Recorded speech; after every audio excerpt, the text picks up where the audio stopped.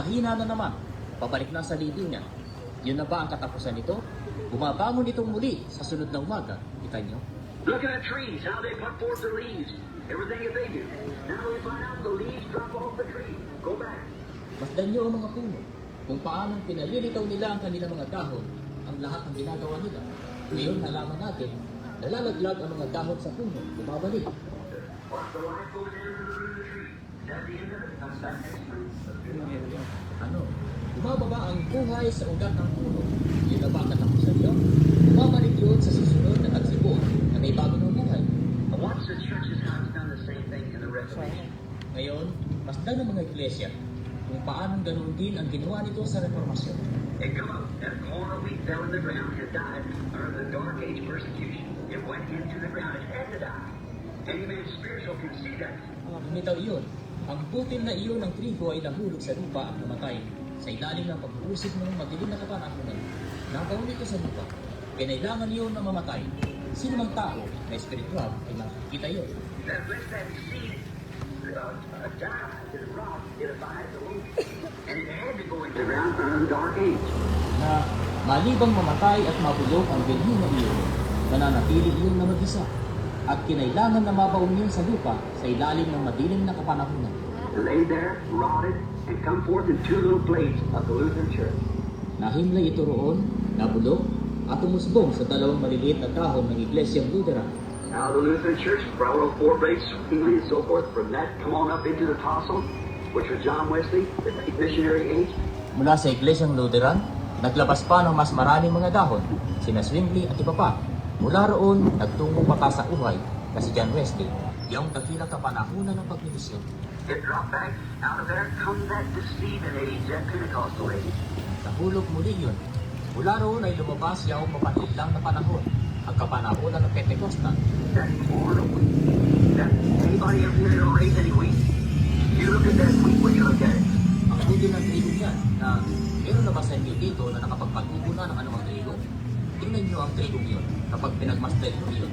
When you go out there and say, I've got wheat, you look like you got a wheat there. Open it up real close and watch, you haven't got a wheat at all. You got a shell. Kapag pumunta kayo roon, sasabihin, may trigo ako. Para nang may trigo ka na roon. Buksan mo ito ng malapitan at masdan. Ni wala ka man lang palang trigo. Nagkaroon ka ng talupak. Did Jesus warn us that in Matthew 24:22, for in the last days, that the two spirits would be so close together, it would deceive the elected, we would say, if it was possible. Now watch it. It's a carrier. Hindi ba't dinalaan tayo ni Jesus niya sa Mateo 24:22, 4, sa mga uling araw na ang dalawang espiritu ay magiging magkahawig na magkahawig. Lilinlangin ito ang hirap na trigo mismo kung maaari. Ngayon masdan, isa itong tagapagdala. Now the lines that come up through Luther was what made Wesley. The lines that come out of Wesley is what made Pentecost. The lines that comes out of Pentecost makes a wheat. Ngayon, ang buhay na dumating sa pamamagitan ni Luther ay bumuo kay Wesley. Ang lumabas na buhay mula kay Wesley ang bumuo sa Pentecostal. Ang lumabas na buhay mula sa Pentecostal ang bumuo sa trigo. But they are carriers, see? The real life goes through there, the message goes through, but it's heading on up into the wheat. That's the reason the wheat comes up and brings the whole thing in the rapture up at the top. Subalit ang mga iyon ay tagapagdala. Kita nyo? Ang tunay na buhay ay dumadaan roon. Ang mensahe ay dumaraan. Subalit patungo iyon sa trigo. Iyon ang dahilan kaya't lumabas ang trigo at dadalhin ang buong bagay sa pag-agaw dito sa itaas. The bride itself comes out of each age, but the denominational stuff dies, dries out, it dies. Ang nobya mismo ay nanggagaling mula sa bawat kapanahunan. Subalit namamatay ang makadenominasyon na tangkay, natutuyo at namamatay.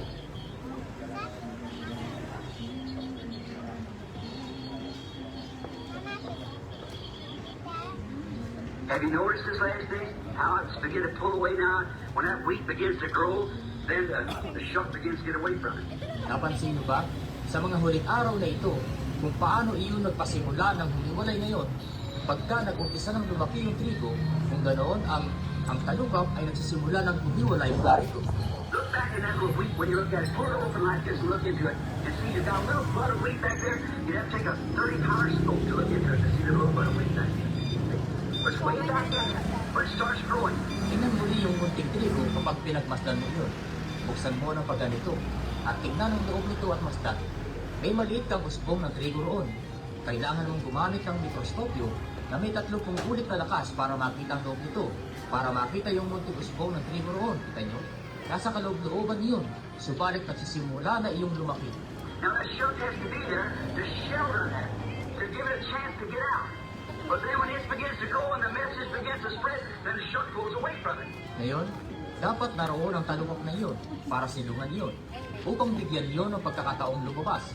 Subalit kailanman, kapag nagsisimula ng lumaki iyon at nagsisimula ng lumaganap ang mensahe, kung ganoon ay magsisimula ng humiwalay yung talukok mula roon. And the light goes right out and shock right into the wind.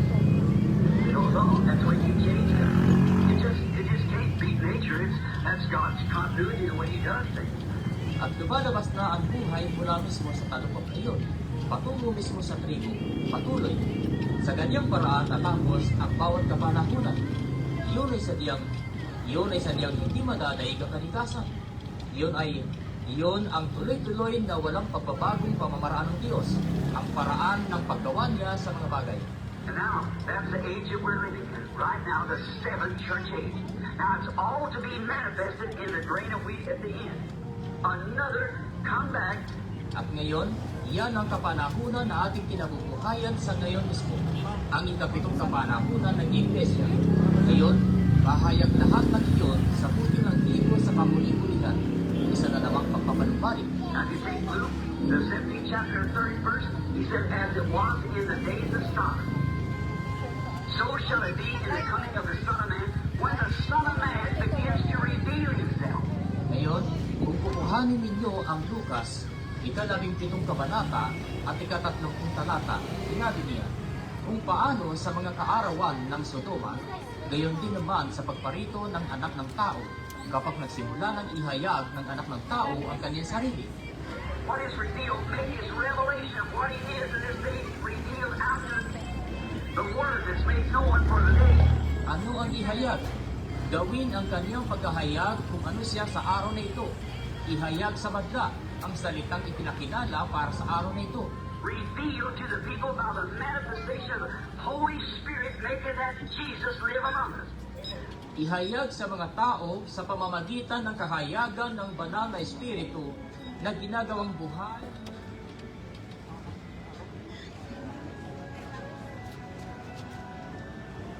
Teka lang. Sa may iPad.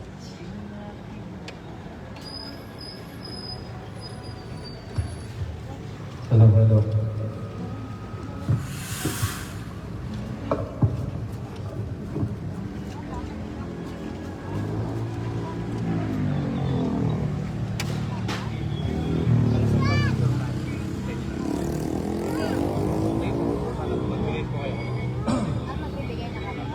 So muli po, isang magandang hapon po sa bawat isa. Kami po ang Bride of the Lord Jesus Christ. At ang Bride of the Lord Jesus Christ po ay located po dito lang sa Beyond Homes, Block 10, Lot 21 sa mga nagnanais po na mga punta sa aming iglesia. At muli po mga kapatid, kami po ay nais magbigay ng maikling mensahe patungkol po sa mga salita ng ating Panginoong Diyos. At naway ang mga salitang ito ay makapagbigay sa bawat isa na magbibigay oras sa kanilang buhay na makapakinig ng salita ng ating Panginoong Diyos.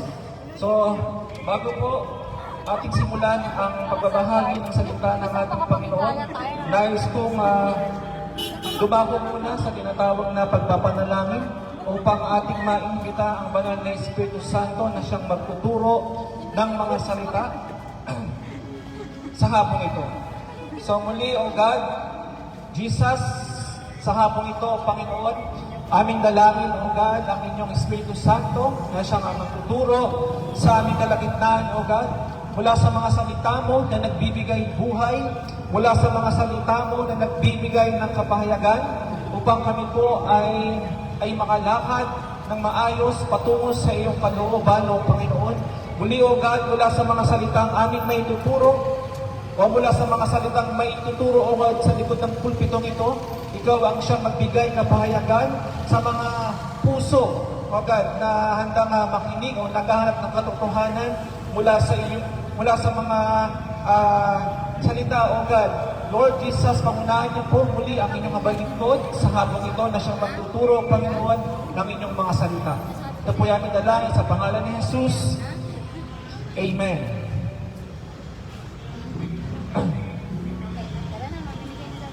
So mga kapatid, nais kong magbahagi ng mga ilang talata mula sa Biblia patungkol po mga kapatid dito sa may pinamagatang We are in the end time and this is the sign.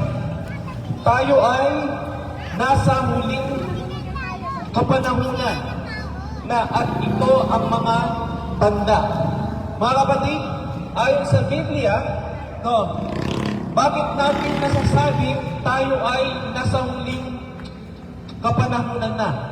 Dahil, mga kapatid, ayon sa Biblia ay may 7 kapanahunan na kung saan pumasok, right after ng Day of Pentecost ng Acts chapter 1. Uulitin ko mga kapatid, bakit natin nasasabing tayo ay nasa huling kapanahunan na? Dahil ayon sa Biblia mga kapatid, ay may 7 kapanahunan ang pumasok right after ng Day of Pentecost na mababasa sa Acts chapter 1. At ito ang mga 7 kapanahunan na sinasabing 7 iglesia na tinutukoy ng Book of Revelation chapter 1 verse 11. Na sinasabi doon mga kapatid, dito sa Revelation chapter 1 verse 11, saying, I am Alpha and Omega, the first and the last. And what thou seest, write in the book, and set it unto the 7 churches which are in Asia, unto Ephesus, and unto Smyrna, and unto Pergamos, and unto Thyatira, and unto Sardis, and unto Philadelphia, and unto Laodicea. Sa Tagalog mga kapatid, na nagsasabi, ang iyong nakikita ay isulat mo sa isang aklat at iyong ipadala sa 7 iglesia. At sa 7 iglesia na ito mga kapatid, una ay ang iglesia ng Efeso, at sa Smyrna, sa ikalawa, at sa ikatlo sa Pergamo, ikapang-4 sa Thyatira, at sa Sardis, ikalima, sa Philadelphia, ika-6, at ang ika-7 ay ang Laodicea. At alam nyo ba mga kapatid, ang unang kapanahunan ay nagsimula noong taong AD 53 sa pamumunan ni Apostol Pablo. At ang kahuli-hulihang kapanahunang ito ay ang panahon ng ating kinabibilangan.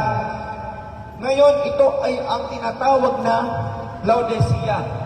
Maraming mga reliyon na nagsasabi, mga kapatid, tayo ay nasa huling kapanahunan na. Pero kung ating tatanungin kung anong kapanahunan na, ang ating kinabibilangan ay hindi naman po nila masagot. Pero dito mga kapatid, dito ay itinuturo na ang kauli-ulihang panahon. Ito ay ang panahon na tinatawag na Laodicea. At alam niyo ba mga kapatid, dito sa panahon ng ating kinabibilangan, ay nagbigay ang Diyos ng mga tanda para sa ating para ating makita ang mga ilang bagay para malaman natin. Una, para malaman natin na tayo ay nasa huling panahon na. Ikalawa, sabi dito, para malaman natin ang mga senyales bago dumating ang ating Panginoong Jesucristo. Now, ano ba ang ibig sabihin ng salitang tanda? Ang sabi dito, ang tanda ay nangangahulugang isang palatandaan o marka o katibayan na nagpapakita ng isang bagay o nagpapatunay ng isang katotohanan. Sa pangkalahatang kahulugan, mga kapatid, ang tanda ay isang palatandaan o senyales. Ang isang halimbawa nito, mga kapatid, ang usok ay tanda na may apoy. At ang lokasyon ng mga pangalan ng lokasyon na makikita natin sa daan, ito yung mga tinatawag na signboard, ay isang palatandaan din. Now, alam niyo ba, mga kapatid, knowing the day and the hour we are living in is very important. Now, mga kapatid, we need to recognize our day and its message. Sabi dito, napaka-importanting malaman natin, kung anong panahon na ang ating kinabibilangan at kung anong panahon na, mga kapatid. At sinasabi doon, kailangan natin ma-recognize yung araw na yon. At sa araw na yon, mga kapatid, ay may mensahe na pinadala ang ating Panginoong Diyos. Sabi nga dito, God always gives a sign before the judgment. Before the judgment never comes without God first sending a prophet and message. Ang sabi ng Amos chapter 3 verse 7, tunay na ang Panginoong Diyos ay walang gagawin kundi kanyang ihahayag ang kanyang lihim sa kanyang mga lingkod na mga propeta. Na kung titignan niyo, mga kapatid, ang isa sa halimbawa nito na ang judgment never comes without God first sending a prophet and message, katulad ng panahon ni Noah. Bago palubugin ang mundo sa panahon ni Noah sa pamamagitan ng tubig, ang Diyos ay nagpadala ng mensahero, walang iba kundi si Noah. At ang Diyos ay nagpagawa kay Noah ng isang arko na kung saan, mga kapatid, ay binibigyan ng pagkakataon ng Diyos ang mga tao na pumasok doon.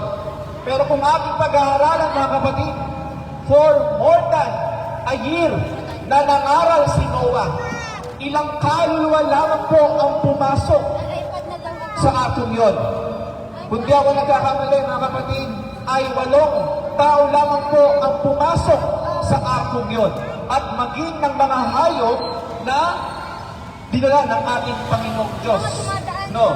At right after na, mga kapatid, ay dumating yung tinatawag na baha na siyang lumipon sa mga tao sa panahon na yon. Now, sa panahon ni Noah, ang Diyos ay hindi nagpabaya, mga kapatid. Nagpadala siya ng mensahero at ang mensaherong yun, mga kapatid, ay mayroong message na kung saan, mga kapatid, ay bitbit niya at ipinangaral sa panahon na yon, para sa ikaliligtas ng tao. Nakakalungkot isipin, mga kapatid, na sa panahon ni Noah ay 8 kaluluwa lamang po ang naligtas. The rest, ang lahat ay namatay, mga kapatid. At sa panahon ni Moses, mga kapatid, bago nagpadala ang Diyos ng mga salot, mayroong mensahero pinadala ang ating Panginoong Diyos, para pakawalan ang mga Israelita sa ilang taon na pagkakaalipin nila sa bayan ng Ehipto. Pero hindi nakinig ang Paraon. Nang hindi nakinig ang Paraon, mga kapatid, ang Diyos ay nagpadala ng iba't ibang salot, mga kapatid, sa bayan ng Ehipto. At ang lahat ng iyon ay mababasa ninyo sa Bible kung anong mga salot ang pinadala ng ating Panginoong Diyos. Sa katigasan ng puso ni Paraon, mga kapatid, ang Diyos ay nagpadala ng iba't ibang salot. At ang kahuli-huliang salot na pinadala ng ating Panginoong Diyos sa panahon na iyon ay ang pagkamatay ng mga panganay na anak sa bayan na iyon. At ang isa sa mga anak ni Paraon na panganay ay namatay, mga kapatid. At kung inyong tinignan pa sa panahon ni Jesus Christ. Bago dumating ang ating Panginoong Jesucristo dito sa lupa, ay dumating si John the Baptist na sinasabing siya ang naghanda ng daraanan ng ating Panginoong Diyos. At alam niyo ba mga kapatid, in every ages kung paano ang Diyos ay gumamit ng mensahero sa bawat panahon mga kapatid. At may mga mensahe na pinadala para warningan ang mga tao. At para sa mga taong makikinig ay magkakaroon ng kaligtasan. At alam niyo ba mga kapatid, kahit sa panahon natin ngayon, in our time, ang Diyos ay nagpadala ng mensahero sa panahon natin ngayon. Walang iba kundi si William Mary Branham kung tawagin upang ihanda ang kanyang mga anak before Christ, which is the second coming, mga kapatid. Ang Diyos ay may unang pagparito nung siya ay nagkatawang tao. Ang Diyos ay babalik, walang iba kundi si Jesucristo, which is the second coming. At ang third coming of Christ, mga kapatid, which is the great millennium reign. Yan ang mga bagay na hindi nalalaman ng mga tao sa huling kapanahunan. Now, kung titignan nyo mga kapatid, kung paano sa panahon ni Noah, sa panahon ni Moses, sa panahon ni John the Baptist, may mga mensahero na pinadala para ihanda ang mga tao. Ganoon din sa panahon natin ngayon mga kapatid, ang Diyos ay mayroong pinadala para ihanda ang mga tao. At ang sabi dito mga kapatid, ito ang alam niyo ba mga kapatid? Ito ang pinakamapanlinglang na kapanahunan sa lahat ng kapanahunan. Sa lahat ng mga kapanahunan, mga kapatid, ang sabi dito, ito ang pinakamapanlinglang. Mula sa halamanan ng Eden hanggang sa ngayon, mga kapatid, wala pang kapanahunang naging kasinglinlang ng kapanahunang ito. Alam niyo ba mga kapatid, ang panahon natin ngayon ay ang pinaka-masamang panahon, pinaka-mapandarayang panahon. At sabi nga ito mga kapatid, mula sa pasimulan mula sa halamanan ng Eden at hanggang sa ngayon mga kapatid, wala pang kapanahunang naging kasinglinlang ng kapanahunang ito. Bakit? Now, hindi ba sinabi ng Bible mga kapatid sa book of Matthew chapter 24, it was most deceiving, ang sabi nga dito mga kapatid.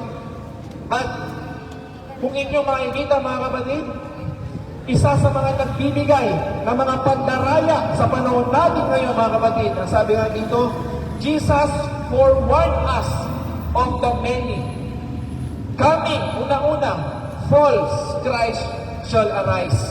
Sa panahon natin ngayon, sa book of Matthew chapter 24 verse 4, sinasabi doon mga kapatid, sapagkat may magsisilitaw na mga bulaang Kristo at mga bulaang propeta at mga papakita ng mga dakilang tanda at mga kababalaghan. Ano ba't ililigaw kung maaari pati ng mga hirang. Isa ito sa mga hinula, mga kapatid, sa book of Matthew chapter 24 verse 4. It is a prophetic message sa panahon ni Kristo na kanyang sinalita, mga kapatid, at nagaganap ito, mga kapatid, ang mga ganitong bagay sa panahon natin ngayon. Ang pagparito, ang sabi nga dito, false Christ shall arise. Hindi ba mga kapatid, marami rito, maraming mga nagsisipaglabasang nagsasabing sila ang Kristo, sila ang Jesus, nasa kanila ang kaligtasan mga kapatid. How come, kung mayroong bukod tanging isang kaligtasan, walang iba kundi ito ay matatagpuan sa ating Panginoong Jesucristo. Bukod doon mga kapatid, may mga bulaang propeta na magsisilitaw. Ang sabi ng book of Matthew chapter 7 verse 15, sinasabi doon, mag-ingat kayo sa mga bulaang propeta. So, meaning mga kapatid, may mga bulaang propeta mga kapatid na darating na magsasabi, sabi nga dito, na nagsisilapit sa inyo na may damit tupa, nadagwat sa loob ay mga lobong maninila. Yan ang mga isa sa mga makikita ninyong banda. Mga bulaang propeta na sinasabi doon mga kapatid na may suot na tupa, mga kapatid. Ang sabi nga dito, na may damit tupa, katapwat sa loob ay may mga lobong maninila. Sa kanilang mga bunga ay inyong mga kikilala sila. Nakakaputi baga ng mga upa sa mga tinikan o ng mga igos sa mga dawagan. Gayon din naman ang bawat mabubuting punong kahoy ay nagbubunga ng mabuti. Katapwat ang mga masamang punong kahoy ay nagbubunga ng masama. At bukod doon, mga kapatid, bukod sa false Christ at false prophet, may sinasabi ang Bible na magsisilabasan, no, katulad ng mga, false teachers na sinasabi doon, mga kapatid, sa 2 Peter chapter 2 verses 1 to 3, ngunit may nagsilitaw din naman sa bayan ng mga bulaang propeta na gaya naman sa inyong magkakaroon ng mga bulaang guro na mga papasok sa lihim ng mga makakapahamak na mga hidwaang pananampalataya. At sabi dito, at na itatutuwa pati ang Panginoon na bumili sa kanila, mga kapatid. At bukod sa false teacher, mga kapatid, ang sabi pa dito, mayroon ding mga false apostle. 2 Corinthians chapter 11 verses 13 to 15 na sinasabi, mga kapatid, sapagkat ang mga gayong tao ay mga bulaang apostle. So, malinaw, mga kapatid, na may mga bulaang Kristo, bulaang guro, ano pa, mga kapatid? Bulaang propeta at mga bulaang apostol na darating. At sabi pa dito, mga kapatid, sila yung sinasabi ng Jude chapter 1 verse 4, sapagkat may ilang taong nagsipasok ng lihim. No? Lihim na kung saan yung mga idinalaga ng una pa sa kakatulad ito. Mga hindi raw banal na pinalitan ng kalibugan ang biyaya ng ating Panginoong Diyos, na ipinatutuwa ang ating iisang guro at Panginoong Hesus Kristo. No. Malina, mga kapatid, na may mga nagsipasok ng lihim. No, at ang sabi pa dito, sila yung sinasabi ng Bible na mga false brethren ng Galatians chapter 2 verse 4. At yaon ay dahil sa mga hindi tunay na kapatid na ipinasok ng lihim, na nagsipasok ng lihim upang tiktikan ang aming kalayaan na taglay namin kay Kristo Jesus, upang kami ilagay nila sa pagka-alipin. Sila ay may mga, sabi nga dito, sila ay mga false brethren na tinatawag ng Bible. Pero mga kapatid, lahat ng yan ay kailangang maganap sapagkat sinabi ng 1 John chapter 2 verse 19, sila'y nangagsilabas sa atin, ngunit sila'y hindi sa atin. Sapagkat kung sila'y sa atin, ay nagsipanatili sana sa atin, ngunit na nagsilabas upang sila'y mahayag na silang lahat ay hindi sa atin, mga kapatid. May mga magsisilabas ang mga bulaang propeta, bulaang guro, bulaang pastor, at mga bulaang propeta na tinatawag ng Bible na sila ay mga nagsipasok ng lihim. Sila ay mga false brethren na tinatawag, na sila yung mga nagsipasok ng mga kapatid, lihim na sinasabi ng Bible, na sila ay lumabas sapagkat hindi sila kay Kristo talaga. Sa kanila, natutupad din ang sinasabi ng talata, mga kapatid. Sabi nga dito, hindi ang bawat nagsasabi sa akin, Panginoon, Panginoon, ay, sabi dito, papasok sa karya ng langit, kundi ang gumaganap ng kalooban ng aking Ama na nasa langit. Marami pang magsasabi sa akin sa araw na iyon, Panginoon, Panginoon, hindi ba nagsipanghula kami sa iyong pangalan? At sa pangalan mo'y nangagpalayas kami ng mga demonyo? At sa pangalan mo'y nagsigawa kami ng maraming gawang makapangyarihan? At kung magkagayoy, ipahahayag ko sa kanila, kailan may hindi ko kayo nakikilala. Magsilayo kayo sa akin, kayong manggagawa ng palasanan, mga kapatid. So, hindi porket may mga apostle, hindi porket may mga pastor, teacher, propeta, at apostol, mga kapatid, na nangangaral, no, ay sila ay masasabi mong sa Diyos na. No? In order to identify kung sila ay sa Diyos, mga kapatid, ay hindi nila binabalik kung ano ang sinasabi ng Biblia. Sabi nga dito, mga kapatid, what would happen and they do the truth? Ano ang ginagawa nila sa katotohanan? Sabi ng 1 Timothy chapter 4 verses 1 to 5, ngunit hayag na sinasabi ng Espiritu na sa mga huling araw ng panahon, ang iba'y magsisitalikod sa pananampalataya at mga kikindig sa mga Espiritu mapanghikayat at sa mga aral ng mga demonyo. Kung may aral o doktrina ang ating Panginoong Diyos, mga kapatid, mayroon din pong aral o doktrina ang demonyo. Sinasabi dito, mga kapatid. At ang aral ng demonyo, mga kapatid, sabi dito, sa pamamagitan ng pagpapaimabaw ng mga tao na nagsisipagsalita ng mga kasinungalingan. Yun ang aral ng demonyo, mga kapatid. Si Satanas, wala siyang ginawa kundi baluktutin ang salita ng ating Panginoong Diyos, sapagkat si Satanas ay isang sinungaling. Yan ang kanyang ginagawa sa salita ng ating Panginoong Diyos. At ang bawat salita ng ating Panginoong Diyos na kanyang binaluktot ay mga tinatawag na aral ng demonyo. At ang sabi pa dito, mga kapatid, na hinerohan ang kanilang mga sariling buti ng waring bakal na nagbabaga, na ipinagbabawal ang pag-aasawa, at ipinag-uutos na lumayo sa mga lamangati na nilalang ng Diyos upang tanggapin na may pagpapasalamat ng mga nagsisampalataya at nakakaalam ng katotohanan.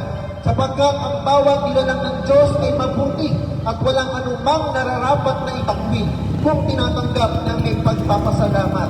At ano pa, mga kapatid, sabi ng Galatians chapter 1 verses 6 to 8, ako'y namamangha na kahit dalhin ninyong nagsilipat sa ibang ebanghelyo buhat sa tumawag sa inyo sa biyaya ni Kristo, na ito'y hindi ibang ebanghelyo, kundi mayroong ilan na sa inyo'y nagsisiligalig at na nag-iibig na pasamain ang ebanghelyo ni Kristo.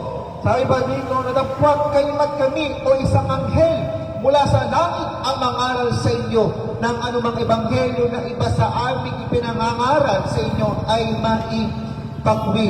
Hindi sasabihin ng ating Panginoong Diyos to kung walang gagawa nito, mga kapatid.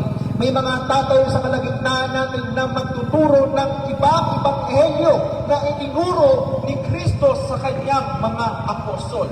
Kaya sinabi ng 2 Corinthians chapter 11 verse 4, sapagkat kung yaong paririto ay mangaral ng ibang Jesus na hindi namin ipinangaral, o kung kayo'y nagsisitanggap ng ibang espiritu na hindi ninyo dinanggap, o ibang-ibang helyo na hindi ninyo dinanggap, ay mabuting pagtiisan ninyo, mga kapatid. Kaya sabi ng Bible, subukin mo ang espiritu. Test the spirit if the spirit is from God. Subukin ang espiritu ng isang taong nangangaral kung ito po ba ay sa Diyos. Kapagkat sinabi ng Bible, mga kapatid, when the Holy Spirit will come and will lead you and guide you into all truth. No. Ituturo ka ng banal na Espiritu Santo sa lahat ng katotohanan.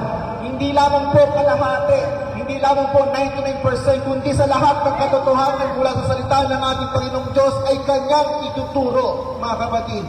Sapagkat, sabi pa nga dito, mga kapatid, yet sinabi ng pag-aaral, kung mayroong totoo at tunay na relihiyon, walang iba ang Kristyanismo, mga kapatid. Ang Kristyanismo ang totoo, ang totoo at tunay na relihiyon. Ngunit, mga kapatid, kung ikaw ba ay nasa ilalim ng Kristyanismo, ay masasabi mo bang ligtas ka na o makakapasok ka na sa langit, mga kapatid? Alam niyo ba, mga kapatid, dito sa ilalim ng Kristyanismo ay mayroon tayong napakalaking problema. Hindi porket tayo ay nasa ilalim ng Kristyanismo at ang Kristyanismo ang totoo at tunay na relihiyon, mga kapatid, hindi ibig sabihin tayo po ay nasa kaligtasan na o yung sinasabi na tayo po ay makakapasok na sa langit. Dahil mismo dito sa ilalim ng Kristiyanismo ay mayroon tayong malaking problema. Ang malaking problema, mga kapatid, ay ang mga tumatayo o nangangaral. Hindi nyo ba napapansin, mga kapatid? Halos lahat ng nasa ilalim ng Kristiyanismo, iisa ang basihan. Bible. Tama po ba, mga kapatid? Ngunit lahat ng yan ay may mga kanya-kanyang paniniwala. Lahat ng yan ay may mga kanya-kanyang laban sa bawat isa. Lahat ng yan ay nagtuturo na nasa kanila daw ang katotohanan na halos magpatayan sila, mga kapatid, na dapat hindi napapatayan ang mga Kristiyanismo. Pero sila, lahat, mga kapatid, silang mga nasa ilalim ng relihiyon, sila mismo ay nagpapataya kapag hindi nila nagugustuhan ang aral ng bawat isa. Sila mismo ay nagkakaroon ng galit sa bawat isa at napupuot, mga kapatid. Ngunit iisa lamang po ang basihan. Tingnan niyo, mga kapatid, iisa lang ang basihan nila.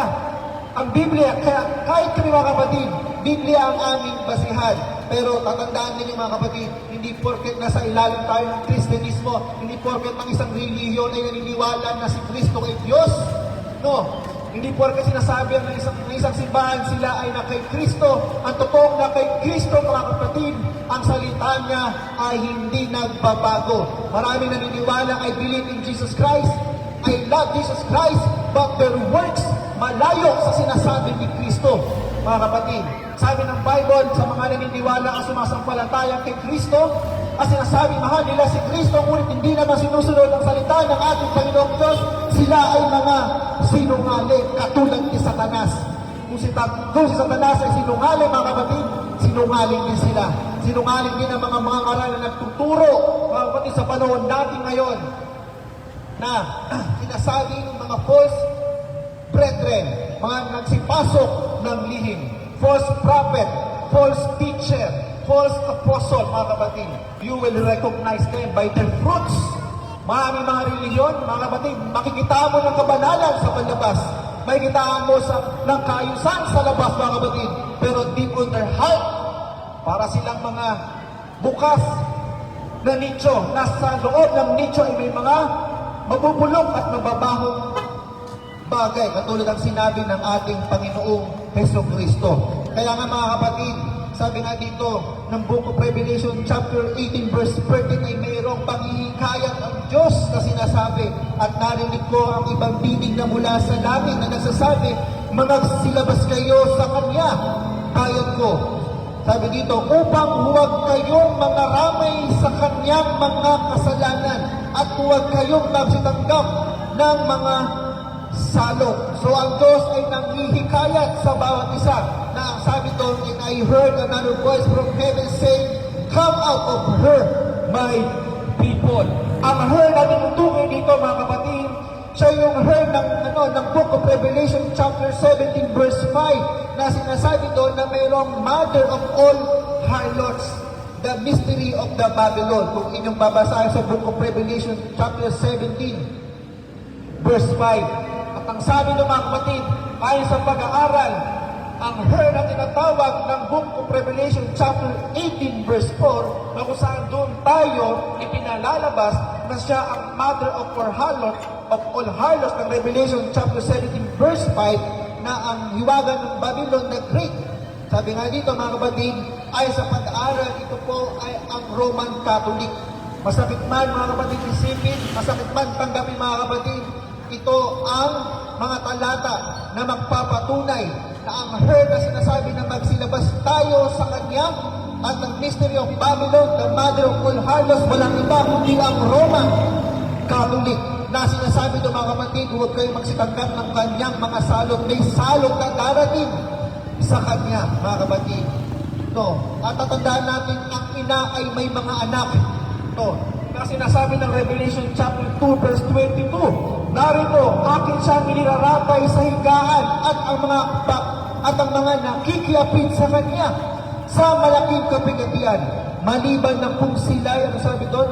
Sila'y magsisipagsisi sa Kanyang mga gawa. Revelation chapter 2 verse 23, at papatayin ko ng salot ang Kanyang mga anak, at malalaman ng lahat ng mga iglesia na ako'y yaong sumasaliksik ng mga pag-iisip at mga puso at bibigyan ko ang bawat isa sa inyo ng ayon sa inyong mga gawa. Ang mga anak na tinutukoy dito mga kapatid ay mga iglesia, mga kapatid.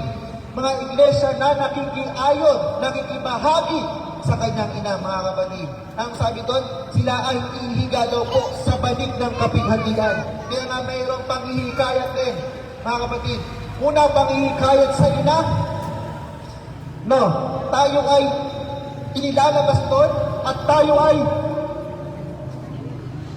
hinihikayat din mga kapatid na lumabas sa kanyang anak. Ang mga anak na tinutukoy dito ay ang mga iglesia. Ang sabi ng 2 Corinthians chapter 6 verse 17 na ang sabi na kaya nga magsiyalis kayo sa kanila at magsihiwalay kayo, sabi ng Panginoon, at huwag kayong magsihipo ng mga bagay na marumi at kayo'y aking tatanggapin mga kapatid.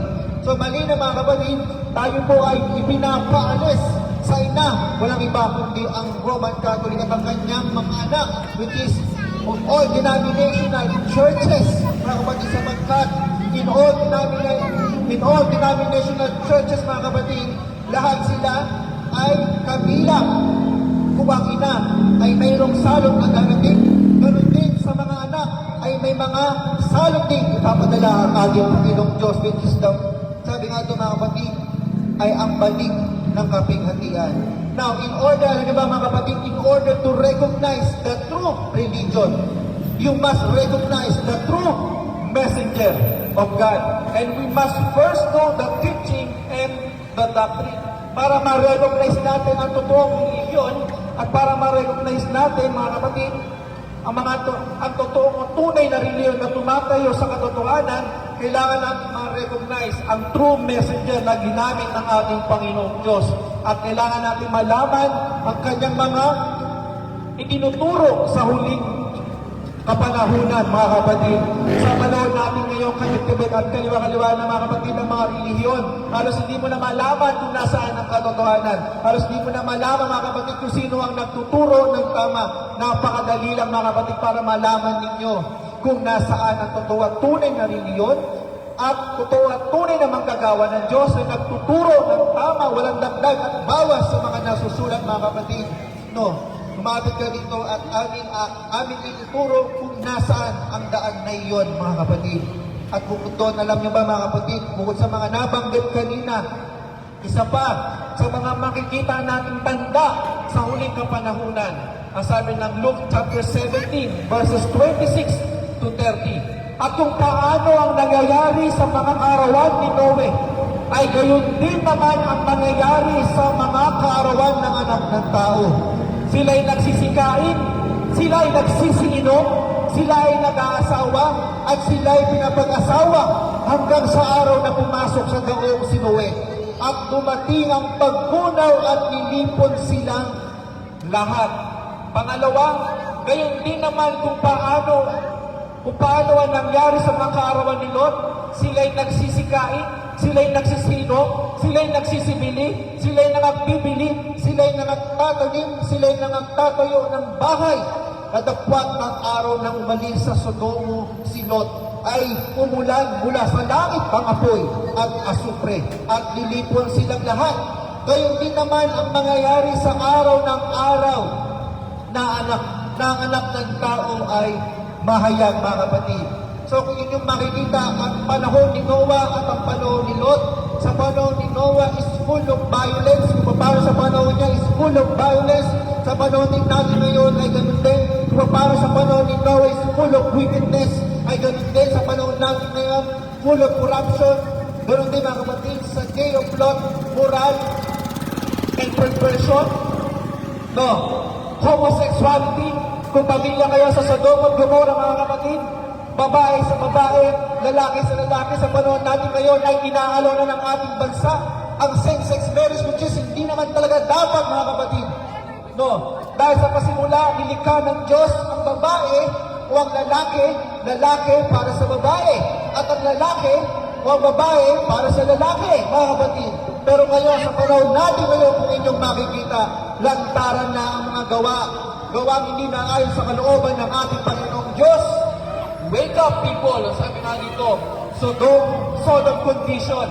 O paano, kung anong meron sa Sodom at Gomorrah, mga kapatid, ay isang ating nakikita na sa panahon natin ngayon. In application, our generation ay sumasalamin sa panahon ni Noah at sa panahon ni Lot, mga kapatid. At yung titignan pa, mga kapatid, ang kondisyon ng iglesia sa panahon ngayon, sa Revelation chapter 3 verses 14 to 17, sinasabi doon, mga kapatid, at sa anghel ng iglesia sa Laodicea, ito ay ang panahon natin, mga kapatid, ay isulat mo ang mga bagay na ito, ay sinasabi ng siya nawa ng saksing tapat na totoo ng pasimula ng paglalang ng Diyos. Na sinasabi, mga kapatid, nalalaman ko ang iyong mga gawa, na ikaw ay hindi malamig o mainit man. Ibig ko sanang ikaw ay malamig o mainit. Kaya sapagkat ikaw ay maligangga, ikaw ay malahiga, o malahininga at hindi mainit o malamig man, ay isisuka kita sa ating bibig. Sapagkat sinasabi mo, ako'y mayaman, sabi doon, at nagkamit ng kayamanan, at hindi ako nangangailangan ng anuman, at hindi mo nalalaman ikaw ang aba, at maranita, at dukha, at bulag, mga kapatid, na kung inyong titignan, the very characteristic ng Laodicea, mga kapatid, ay nagmamanifest sa panahon natin ngayon. Ang panahon natin ngayon ay mayaman sa lahat ng bagay na. Sabi ng Bible, ang kabiasnan ay uusbong. Pero sa kabila na, mga kapatid, sa kabila na ang panahon natin ngayon ay mayaman sa lahat, ang pananampalataya ng tao ay nanlalamig sa ating Panginoong Diyos. Sila ay nalalayo sa kalooban ng ating Panginoong Diyos. Sila daw ay mayaman, pero sila ay mga bulag, mga kapatid. Luke 1, mga kapatid. So, malinaw, mga kapatid, ang mensahe nito ay isang panawagan ng Diyos na ito ay panawagan ng ating Panginoong Diyos na hikayatin kang lumabas sa iyong kinabibilangan mo kung ito ay salungat sa kanyang salita at lumapit ka kay Kristo. At ang mensahe nito ay layunin, mga kapatid, na ihanda ka sa pagharap sa maluwalhating ikalawang pagparito ng ating Panginoong Jesucristo sa pamamagitan ng pagbabalik niya sa kanyang salita at ganap na pagsunod sa kanya, mga kapatid. Na upang hindi mo danasin ang dakilang kapigatian at maging handa ka sa maluwalhating pagparito ng ating Panginoong Jesucristo. Now, mga kapatid, ang mensahe nito ay nagbibigay sa atin ng babala at paghihikayat sa bawat isa na lumapit ka kay Kristo, na lumapit ka sa katotohanan, na lumayo ka, mga kapatid, sarili yung kinabibilangan mo, na hindi naman nagtuturo ng katotohanan, at lumakad ka sa totoo at tunay na aral na itinuturo ng Biblia, mga kapatid. So, yun lamang po na kayo po o tayo po ay pinagpala sa mga mensahe yun. At kung ikaw ay may katanungan, kapatid, at kung ikaw ay mayroong nais na maintindihan o maunawaan pa ang salita ng ating Panginoong Diyos, huwag kang mahiyang na lumapit sa amin. Huwag kang mahiyang pumunta sa kung saan ang aming address, mga kapatid. Ikaw ay welcome. Ikaw ay aming katanggapin, mga kapatid. So, open kami sa mga katanungan, open kami sa mga taong naghahanap pa rin ng katotohanan, open kami sa mga taong handa pa rin makinig ng salita ng ating Panginoong Diyos, sapagkat bagamat ikaw po ay kabilang sa anumang relihiyon, subukan mo, mga kapatid, subukan mong lumapit at subukan mong makinig sa mensahe na ipinadala ng ating Panginoong Diyos sa huling kapanahunan. So, yun lamang po, to God be praise and to God be the glory.